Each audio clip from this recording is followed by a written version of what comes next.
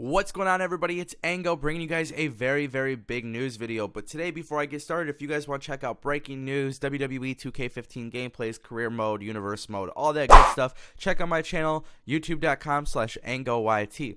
Now today we're going to get started with something very big because TNA is not looking so good. And this time it's actually not TNA's fault. Well, it could be technically, but realistically, this is all because of Destination America. So if you guys don't know, Discovery Communications owns Destination America. They are the parent company for this little television network, and they are supposed to renegotiate contracts by June for Destination America being listed on Comcast. Now, for those who don't know, recently, Comcast has made some pretty big business decisions, merging with Time Warner Cable, basically buying out their competition.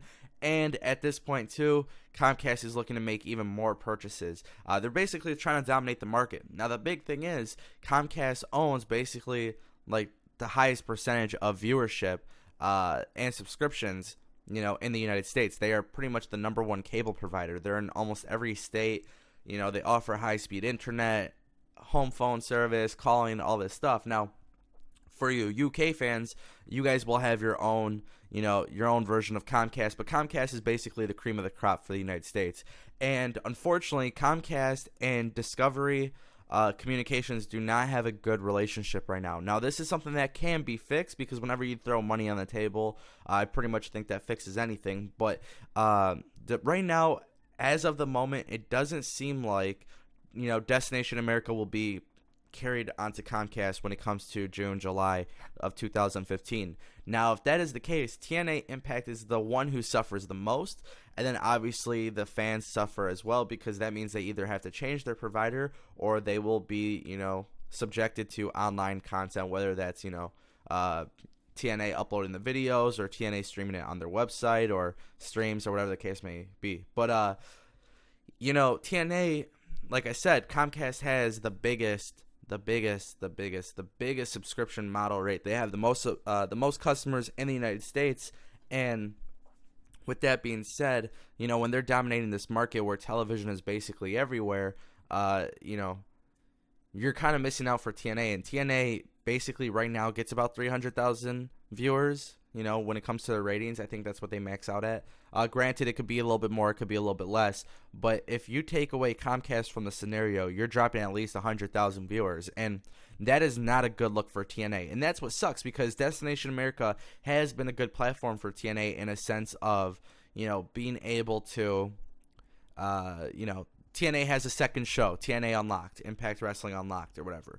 That's on Saturday mornings, I believe. I haven't watched it, not really in my interest. But TNA, they have that situation where it plays out like they have a second show. They've been able to make a lot bigger moves than what they were doing with Spike TV. However, their content is still kind of lacking. So you got to imagine, with TNA dropping that much viewership, that just puts them at the same place, the same level as pretty much, I don't want to say WCW because WCW was still, getting millions of viewers and stuff. But when you really look at it, like, it kind of puts them in the same level because when WCW was struggling and WWE was taking over the ratings, WCW started to struggle a little bit, and then money was an issue. And a lot of that stuff falls onto making, business decisions and purchases and things like that.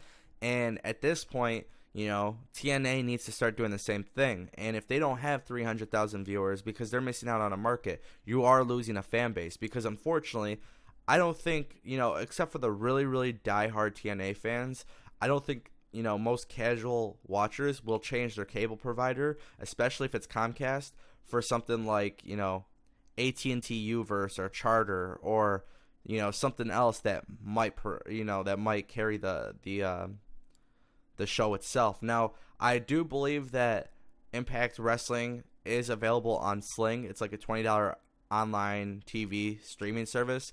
I think it's by Dish. I could be wrong, but it's I think it's by the Dish Network. So I think, there is that option as well where you could pay $20 a month, but realistically, I still think it's a very big problem for TNA. So in today's video, we got to talk about the things that TNA needs to do to get to get successful, maybe, have a reason for why Comcast should keep Destination America, or, we should talk about the alternatives for TNA and what they should do in terms of, taking a very big hit. Because at the end of the day, Discovery Channel and Destination America are a very, very big deal when it comes to television, more so, the Discovery Channel. But at the same time, too, if Comcast and, Discovery Communications can't put up a great deal, then everybody loses in this situation.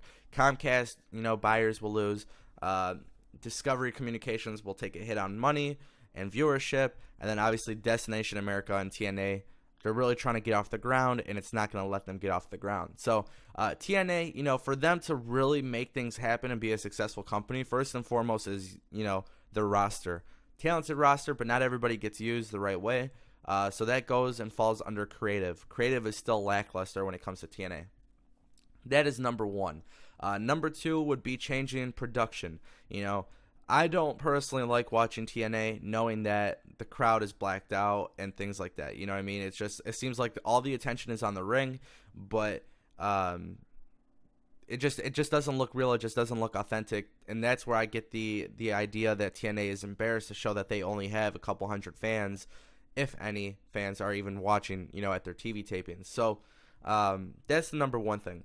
Now, the thing for me that I've noticed with TNA, like I said, when it comes to production too, is a long time ago, they had an awesome set. They were very good, utilizing the cameras and a six-sided ring and all of these different things.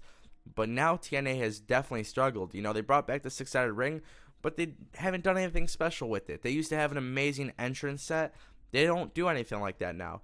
They used to have Titantrons and actual music for their superstars, and they don't do anything like that. It seems like the production level of TNA has sunk to the bottom of the ground, and whether that's because of Destination America or TNA producers, that is something that needs to change, because at the end of the day, if fans want, like the biggest thing right now is like with Lucha Underground, they want to be on the El Rey network. People want those networks to be carried on like AT&T Uverse, right? Or Charter, which these are two companies that don't carry El Rey network. Well, everybody that wants the El Rey network, all they had to do was send in a submission and talk about why they wanted it, and then they would get it done.